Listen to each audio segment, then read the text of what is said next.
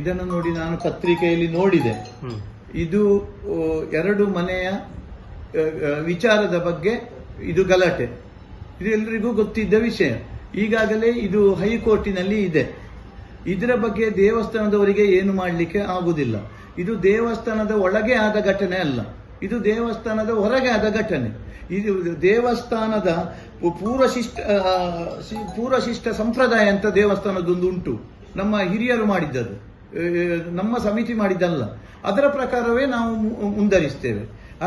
ಅದರ ಬಗ್ಗೆ ನಾವು ನಮ್ಮ ದೇವಸ್ಥಾನದ ತಂತ್ರಿಗಳಾದ ರವೀಶ್ ತಂತ್ರಿಯವರ ಬಗ್ಗೆ ಅವರ ಗಮನಕ್ಕೆ ತಂದು ಅವರ ಹತ್ರ ಚರ್ಚಿಸಿ ಲಾಸ್ಟಿಗೆ ನಮ್ಮ ಸಂಪ್ರದಾಯದಲ್ಲಿ ನಮ್ಮ ದೇವಸ್ಥಾನದಲ್ಲಿ ತಂತ್ರಿಗಳ ಮಾರ್ಗದರ್ಶನ ಬಹಳ ಮುಖ್ಯ.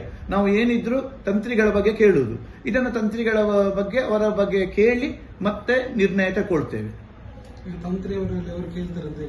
ನೋಡಿ, ಅವರು ಬಂದು ತಂತ್ರಿಗಳ ಹತ್ರ ಕೇಳುವುದಕ್ಕೆ ನಾನು ಅಭ್ಯಂತರ ಮಾಡಲಿಕ್ಕೆ ಆಗುದಿಲ್ಲ.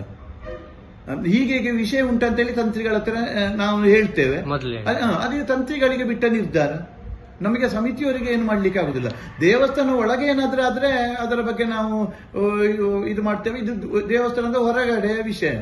ದೇವಸ್ಥಾನಕ್ಕೆ ನನಗೆ ಗೊತ್ತಿದ್ದಾಗೆ ದೇವಸ್ಥಾನದಲ್ಲಿ ಅವರದ್ದು ಯಾವುದೇ ಚಕ್ಕುಗಿಕ್ಕಿಗೆ ದಸ್ಕತ್ತು ಅದು ಇದು ಯಾವುದೂ ಇಲ್ಲ. ಇದು ಅವರು ದೇವಸ್ಥಾನದಲ್ಲಿ ಚಾಕ್ರಿಗೆ ಬರುವುದು. ನನಗೆ ಗೊತ್ತಿದ್ದಾಗೆ ಅವರು ಎಷ್ಟೋ ವರ್ಷದಿಂದ ಇಲ್ಲಿ ದೇವಸ್ಥಾನದಲ್ಲಿ ಕೆಲಸ ಮಾಡುವುದನ್ನು ನಾನು ಕಂಡಿದ್ದೇನೆ. ಮತ್ತೆ ನಮ್ಮ ತಂತ್ರಿಗಳು ಬ್ರಹ್ಮಕಲಶದಿಂದ ಬ್ರಹ್ಮಕಲಶಕ್ಕೆ ಏನೊಂದು ಪ್ರಸಾದ ಕೊಡುವುದೆಲ್ಲ ಉಂಟಂತೆ. ಇಂಥವರಿಗೆ ಇಂಥದ್ದು ಅಂತೇಳಿ. ಈಗ ದೇವರು ಓರುವವರಿಗೆ ನಮ್ಮ ಗೋಪಾಲಾಡಿಗರಿಗೆ ಜವಾಬ್ದಾರಿ, ಕುಂಬ್ಳೆ ಹಾಗೆ ಕೊಡುವ ಜವಾಬ್ದಾರಿ ಉಂಟಂತೆ. ಅವರಿಗೆ ಒಂದು ಪ್ರಸಾದವನ್ನು ಕೊಡುವಂತ ಕೆಲಸ ಮಾಡಿದ್ದಾರಂತೆ.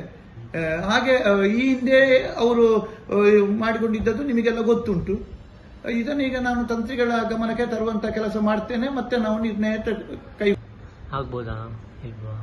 ನೋಡಿ, ಎಲ್ಲ ಕೂಡ ಆಗುದು ಮಹಾಲಿಂಗೇಶ್ವರ ದೇವರ ಪ್ರೇರಣೆಯಿಂದ. ಎಲ್ಲರೂ ಕೂಡ ಮಹಾಲಿಂಗೇಶ್ವರ ದೇವರ ಭಕ್ತರು. ಯಾವುದೇ ಗೊಂದಲಗಳು ಆ ದಿವಸ ಆಗುದಿಲ್ಲ, ಆಗ್ಲಿಕ್ಕೂ ಮಹಾಲಿಂಗೇಶ್ವರ ದೇವರು ಬಿಡುವುದಿಲ್ಲ.